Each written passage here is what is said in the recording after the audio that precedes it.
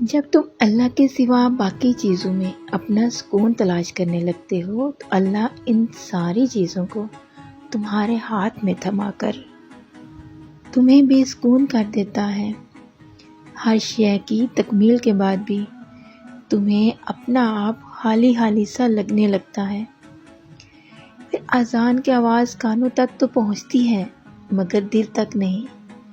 یقین کا دعویٰ کر لینا بہت آسان ہوتا ہے مگر امتحان تو تب لیا جاتا ہے نا جب غم یقین پر بھاری ہو جاتا ہے، جب دکھ کی شدت مصلحتوں کو تسلیم نہیں کر پاتی، پھر سب حاصل کر کے بھی تم بے بس ہو جاتے ہو، پھر ہر خوشی تمہیں اداس لگتی ہے۔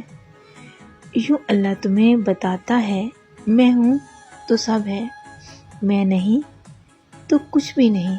سکون تو صرف اللہ پاک سے ہی وابستہ ہے۔ بے شک